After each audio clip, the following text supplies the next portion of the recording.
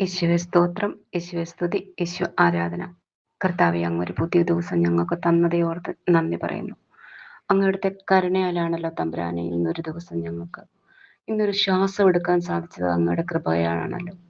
അതിന് നന്ദി പറയുന്നു തമ്പുരാനെ. ഒരു യോഗ്യതയില്ലാത്ത ഞാൻ കർത്താവെ അങ്ങയുടെ മുമ്പിൽ യാചിക്കുന്നു. അപ്പൊ കൃപാലയം ഭവനവും ഈ ലോകത്തുള്ള എല്ലാരെയും കർത്താവ് ഒരാളെ പോലും മാറ്റി നിർത്തുന്നില്ല തമ്പുരാനെ. അവിടുത്തെ മക്കളാണല്ലോ ഞങ്ങളെല്ലാവരും. ചെറുതും വലുതുമായ എല്ലാ ആവശ്യങ്ങളിലും കർത്താവെ അങ്ങയോട് യാചിക്കുകയാണ് തമ്പുരാനെ.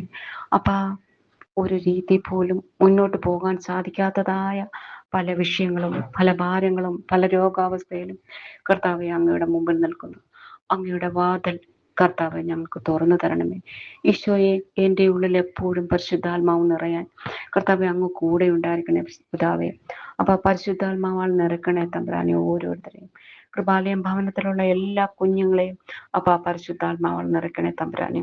യേശുപ്പ, ആരും കണ്ടിട്ടില്ലാത്ത വിധത്തിൽ ദൈവം എൻ്റെ മുൻപിൽ ഒരു വാതിൽ തുറക്കുമെന്ന് പറഞ്ഞിട്ടുണ്ടെങ്കിൽ പിതാവ്, ഇന്ന് ഈ നിമിഷം ദുഃഖിക്കുന്ന, ഭാരപ്പെടുത്തുന്ന, രോഗങ്ങളാൽ വലയുന്ന, കടബാധ്യതകളാൽ ബുദ്ധിമുട്ടുന്ന എല്ലാ മക്കളെയും ഈ നിമിഷം ആ പ്രതിസന്ധിയിൽ നിന്ന് രക്ഷപ്പെടുത്തണേ തമ്പുരാനെ.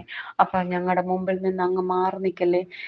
ഞങ്ങൾ വളരെ തളർന്നു പോയിരിക്കുന്നു പിതാവേ. ഞങ്ങൾ വളരെ തളർന്നു പോയിരിക്കുന്നു. ഒരു രീതിയിലും കരകയറാൻ പറ്റാത്തത്ര അവസ്ഥയിലാണ് ക്യാൻസർ രോഗികളായ പല ആൾക്കാരും ഉണ്ട് അവരിലേക്ക് ഇറങ്ങിച്ചെല്ലണേ തമ്പുരാനെ. കടബാധകൾ ബുദ്ധിമുട്ടുന്ന പലരും ഉണ്ട് തമ്പുരാനെ. അവരിൽ ഇറങ്ങിച്ചെല്ലണേ തമ്പുരാനെ. മരണത്താൽ ഭയപ്പെടുന്ന പല രോഗങ്ങളാൽ മരണഭയം ഉള്ളിൽ ഒത്തിരി നടക്കുന്ന പല കുടുംബാംഗങ്ങളും ഉണ്ട് തമ്പുരാനെ. കയറിക്കിടക്കാനൊരിടം ഇല്ല തമ്പുരാനെ. അവിടെ അങ്ങ് സ്വർഗം തുറന്നു അവിടുത്തെ ഭവനെ അവർക്ക് നൽകി അങ്ങ് അനുഗ്രഹിക്കണേ തമ്പുരാനെ. അങ്ങ് കണ്ണു തുറന്നാൽ എൻ്റെ പരിശുദ്ധാത്മാവെ ഈ നിമിഷം ഈ ഭവനത്തെ അങ്ങ് അനുഗ്രഹിക്കാൻ സാധിക്കും. എങ്കിൽ ഈ നിമിഷം അങ്ങ് മാറി നിൽക്കല്ലേ തമ്പുരാൻ.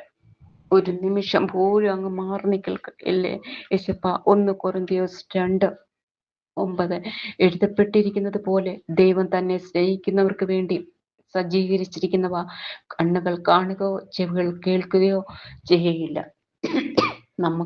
നമ്മൾ കാണുന്നില്ല എന്തൊക്കെയാണ് ദൈവം നമുക്ക് വേണ്ടി ഒരുക്കിയിരിക്കുന്നതെന്ന് നമ്മൾ അറിയുന്നില്ല. പക്ഷെ നമ്മുടെ സഹനങ്ങളിലും ഞങ്ങളുടെ ബുദ്ധിമുട്ടുകളിലും നമ്മുടെ പ്രയാസങ്ങളിലും നമ്മൾ ദൈവത്തിനെ മറന്നു നിൽക്കുന്നു.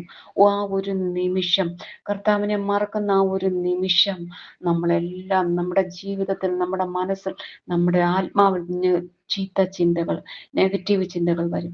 അതുകൊണ്ട് ഒരു അവസ്ഥയിൽ കർത്താവ് പറയുന്നു, ആ നിമിഷം കർത്താവിനെ വിളിക്കുക, പരിശുദ്ധാത്മാവിനെ വിളിക്കുക. ചെങ്കടൽ പിളർന്ന നിമിഷം, ഒരു നിമിഷമാണ് കർത്താവ് അവിടെ പ്രവർത്തിച്ചത്. മരിച്ച ലാസറിനെ ഉയർപ്പിച്ച ഒരു നിമിഷമാണ് കർത്താവ് അവിടെ പ്രവർത്തിച്ചത്. എങ്കിൽ കൃപാലയം ഭവനത്തിലുള്ള ഓരോ കുടുംബങ്ങളെയും അങ്ങയുടെ ഉള്ളം കരങ്ങളിൽ ഇന്ന് പ്രാർത്ഥന ആവശ്യം സാധിച്ച പലരും ഉണ്ടല്ലോ തമ്പുരാനെ. ഞാൻ പ്രാർത്ഥിക്കുമ്പോൾ അവരുടെ ആത്മാവിൽ, അവരുടെ ഹൃദയത്തിൽ ഇരുതല മൂർച്ചയുള്ള വാളിനേക്കാൾ ഇറങ്ങിച്ചെന്ന് അവർക്ക് വേണ്ടതെല്ലാം അങ്ങ് നൽകണേ തമ്പുരാനെ. ഒരു നിമിഷം പോലും അങ്ങ് മാറി നിൽക്കില്ലേ. ഈ പ്രാർത്ഥന ആരുടെയൊക്കെ ചെവികളിൽ എത്തുന്നു അവിടെ ഒരു അത്ഭുതം, ആ സെക്കൻഡ് അവിടെ ഒരു അത്ഭുതം നടക്കുന്നതിനെ ഓർത്ത് നന്ദി പറയുന്നു. ആരും കാണാത്തത്ര ഒരു അത്ഭുതം അവർ കണ്ടിരിക്കണേ 100% ഒരു വിടുതൽ അവിടെ കൊടുക്കുന്നതിനെ ഓർത്ത് നന്ദി പറയുന്നു. പിതാവിനും പുത്രനും പരിശുദ്ധാത്മാവും നാമത്തെ സ്തുതിയായിരിക്കട്ടെ. പുതിയൊരു ദിവസം അങ്ങ് തരുന്നതിനെ ഓർത്ത് നന്ദി പറയുന്നു. അങ്ങില്ലെങ്കിൽ ഞങ്ങളില്ലപ്പാ, അങ്ങയുടെ കൃപയില്ലെങ്കിൽ ഞങ്ങളില്ലപ്പാ. അങ്ങ് നടക്കുന്നത് അങ്ങയുടെ കൃപയാലാണപ്പാ. എങ്കിൽ ഈ നിമിഷം ഇത് കേൾക്കുന്ന സെക്കൻഡ് തന്നെ അവർക്ക് വിടുതൽ നൽകണമെന്ന് ഓർത്ത് നന്ദി പറയുന്നു.